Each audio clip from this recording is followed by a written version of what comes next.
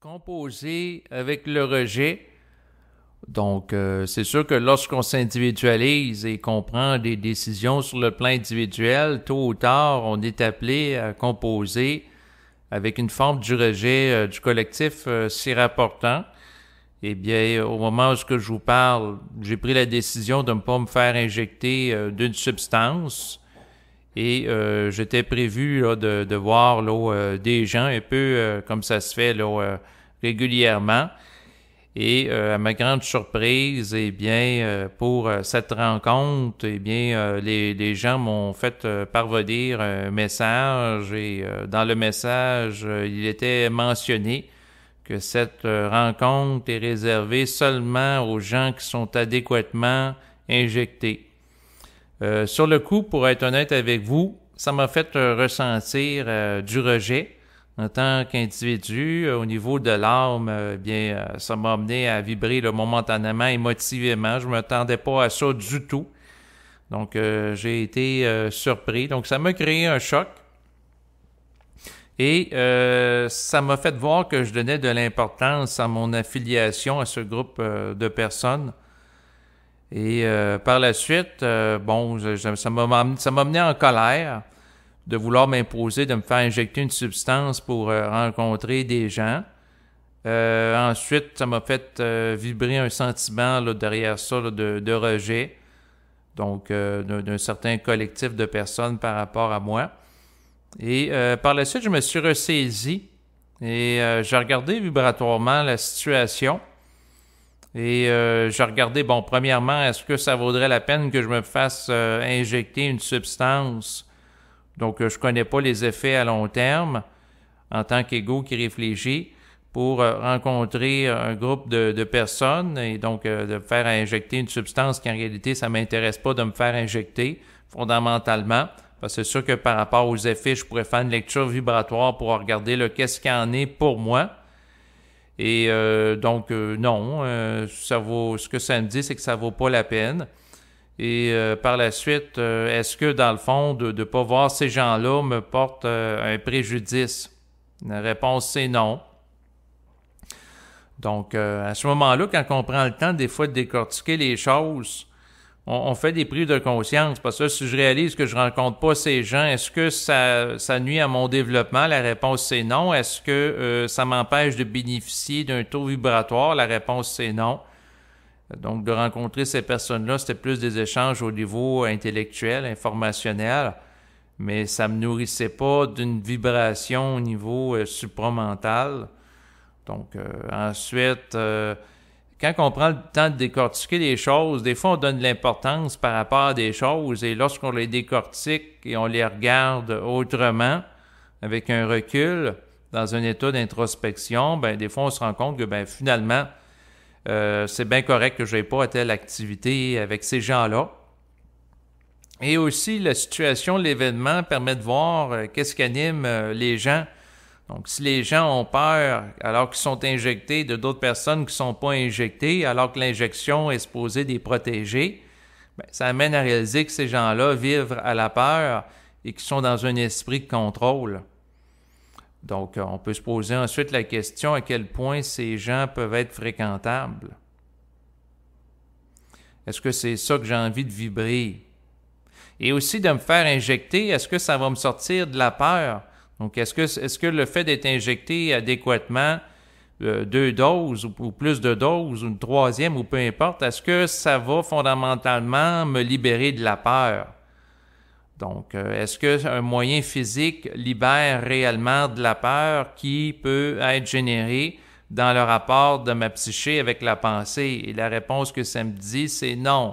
Je pourrais être injecté 20 doses et ça ne me sortirait pas plus de la peur de composer avec l'existence parce que si la personne est injectée pour faire face à la menace d'un virus et que la personne aussi est confrontée à la menace d'un accident d'automobile, est confrontée à la menace des changements climatiques, à la menace ensuite de troubles sociaux et ainsi de suite.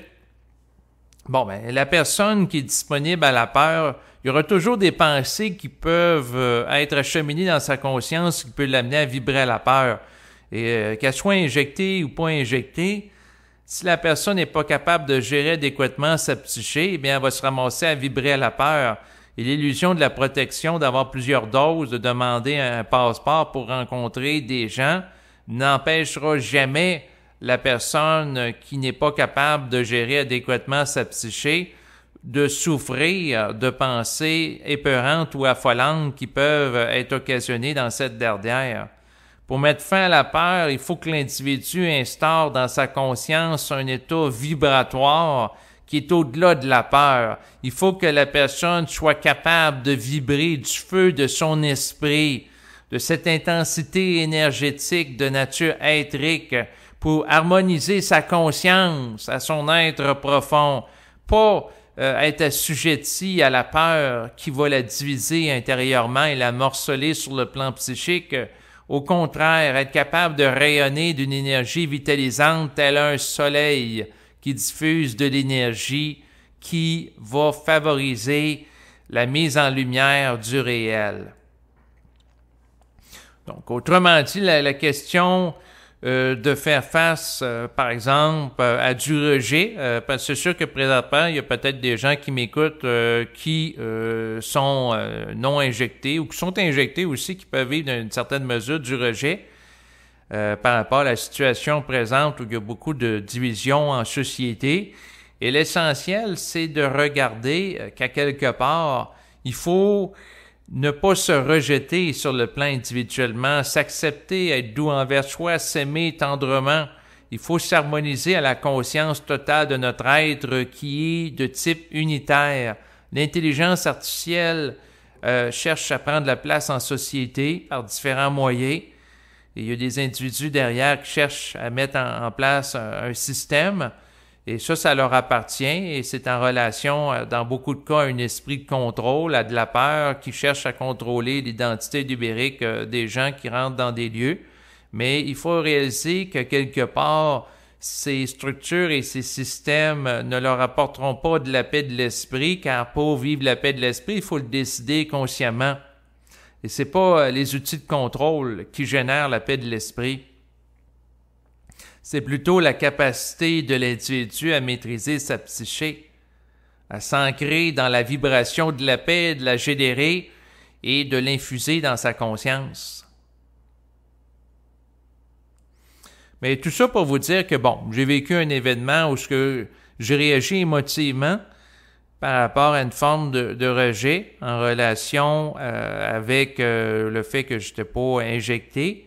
Et puis par la suite, j'ai eu une conversation interne avec mon esprit qui m'a amené à réaliser que, à quelque part, c'est pas nécessaire de me faire injecter pour aller à telle activité, que c'est pas une activité qui participe à m'amener plus loin sur le plan vibratoire. Donc, à ce moment-là, je fais autre chose pour occuper mon temps, là, naturellement, et que de vivre du rejet du collectif fait partie de l'individuation et le fait aussi d'assumer ses choix sur le plan individuel. Et plus que la personne se conscientise et développe un sens d'identité qui lui est propre, et plus qu'elle doit fonctionner sans le support du collectif. Donc, quelqu'un qui se détache un peu du groupe, la personne peut être supportée par 20% des gens. La personne qui continue à s'élever en vibration peut être supportée par 15%. Quelqu'un qui s'élève encore plus, là, elle est plus supportée par des guides de haute spiritualité, les lanceurs d'alerte. Donc, elle peut être supportée par des gens à 5%. Puis, à un moment donné, la personne entre tellement dans une dimension unique qui se rapporte à elle-même qu'elle ne peut qu'être supportée par elle-même. Et c'est là que la personne doit être vaste dans sa vie, généreuse avec elle-même. Et c'est là que la personne doit être capable de fonctionner sans l'approbation du collectif. Parce que tant qu'on vit en fonction du regard d'autrui, de sa reconnaissance, eh bien, à ce moment-là, on ne peut pas être totalement indépendant du collectif dans notre évaluation de nous-mêmes. C'est sûr qu'en tant qu'individu, on a à fonctionner avec le collectif, mais on a d'abord à fonctionner en fonction de nous-mêmes et de nous écouter, peu importe ce qu'on fait. Des fois, on peut prendre des décisions et le collectif ne reconnaîtra pas nécessairement la légitimité. Mais en dépit de cela, il faut d'abord se reconnaître et être bien dans sa peau. moi, ce que j'ai réalisé avec le temps, la plus belle chose que je peux faire par rapport à moi-même, c'est me donner le droit de vivre à mon rythme. Et c'est ça qui me permet d'être cohérent, c'est ça qui me permet d'être bien, c'est ça qui me permet aussi de déployer une puissance harmonisatrice dans mon existence. Donc, je vais compléter l'enregistrement d'aujourd'hui en osant harmoniser différents aspects de ma vie. Donc, j'harmonise mon corps biologique à ma volonté d'être en santé. J'investis chacune de mes cellules de lumière, de bien-être, d'énergie, de renouvellement. Je me permets de connaître un renouvellement psychique maintenant. Je me donne à vivre des effluves, de l'énergie qui, tel un ruisseau, va jaillir dans mes veines pour renouveler, favoriser la santé et l'équilibre et la régénération de mes artères. Donc, je favorise la régénération de mon code d'ADN. Ensuite, je favorise l'expression parfaite et adéquate et saine de mon ADN, de ma parole, de mon cerveau, de ces deux hémisphères, de mon cœur, ensuite chacun des hormones qui sont présentes dans mon organisme pour que chacune d'entre elles concourt à mon mieux-être. Ensuite, j'harmonise ma conscience de manière à ce que lorsque je dors, mon sommeil soit calme, paisible et régénérateur. J'harmonise ma conscience pour qu'elle soit disponible à l'intelligence créative universelle de manière à me donner accès d'une manière instantanée à toutes idées qui peuvent participer et concourir à me permettre à vivre plus de bonheur, plus de joie, plus de liberté. J'harmonise ma conscience à la volonté ferme de rester dans l'équilibre total des différents centres énergétiques, c'est-à-dire les chakras qui composent mon corps biologique. J'investis chacun d'entre eux en les bénissant pour qu'ils aient un fonctionnement optimal. Je bénis ma parole pour qu'elle soit porteuse de liberté, d'harmonie et aussi d'intelligence. Je bénis le feu de ma conscience pour me permettre de rester allumé dans les ténèbres de l'existence et des fluctuations cycliques des périodes auxquelles l'humanité est confrontée. Je bénis ma capacité à être souverain dans ma conscience, ma capacité à savoir par moi-même et pour moi-même ce qui est bon pour moi et d'être capable de m'y tenir. Donc, ensuite, je bénis ma capacité à harmoniser de plus en plus la parole à l'intelligence cosmique pour qu'elle soit un vecteur d'énergie lorsque, à quelque part, des propos sont prononcés. Je bénis ma capacité à avoir une parole qui est juste, claire, précise, simple et vulgarisatrice d'une information qui permet des ajustements vibratoires perpétuels, continus, qui vont favoriser un rehaussement progressif de mon taux vibratoire, de mon énergie, de manière à ce que l'énergie circule librement au cours de ma vie, dans ma conscience, à travers mes actions, les observations aussi que je peux faire dans ma vie.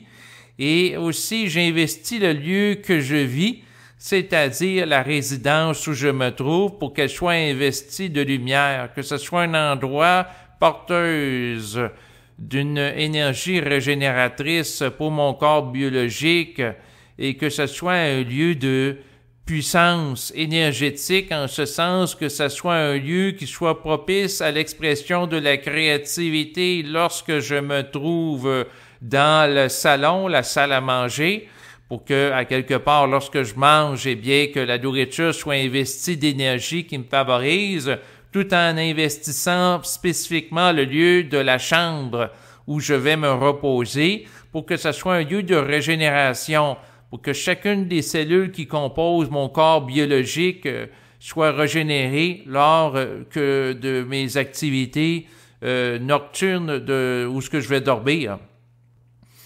En terminant, Je complète cet enregistrement en vous remerciant de votre écoute et je vous dis à bientôt. Au revoir.